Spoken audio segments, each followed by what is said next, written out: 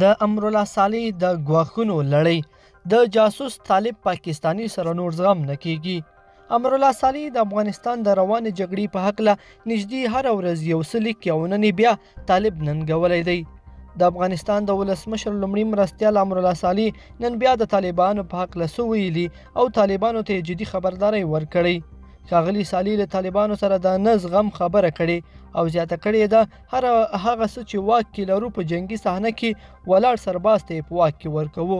د ده په وینا شیبي حساسې او ثاني ډېر لوی مفهوم لري. ښاغلي صالح طالبانو ته وویل نور د پاکستاني جاسوس طالب په وړاندې زغم څخه کار نه اخیستل کیږي. په افغانستان کې د جګړې لومړۍ کرښې د ولایتونو تر دروازو رسېدلې او ګواښونه ورځ تر بلې زیاتېږي، خو صالح یوازې پر ګواښونو اکتفا کړې او هر څه د راز په سترګه ګوري. صالح چې د دولت لومړی کس بلل کیږي د دې سره چې طالبانو ته ګواښونه کوي. امرالله صالح تېره ورځ هم یو پوسټ کې د بادغیس ولایت د جګړې په هکله له سره صلیب مرسته غوښتې وه چې د طالبانو جسدونه دې له خرابۍ وژغوري او خپلو کورنیو ته ورسوي. صالح وویل د سرې میاشتې له نړیوال سازمان او نورو مرستندویو ټولنو څخه احترامانه هیله کوو چې د لسګونو متجاوزینو جسدونه دې د کوټې شورا په همغږي باندې خپلو کورنیو ته ورسوي، ځکه هوا ګرمه ده او موږ د مړو د جسدونو د بې حرمتۍ طرفداران نه یو.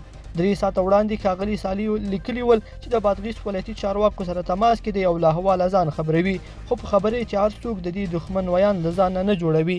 د امرالله صالح ډېر ټینګار پر رسنیو دی تر څو په ولایتونو کې د دولت د ناکامیو او کمزوري مدیریت خبرونه خپاره نه کړي او هر څه مثبت وښایي چې کله کله ان یو شمېر راپورونه ته جدي غبرګون هم ښایي.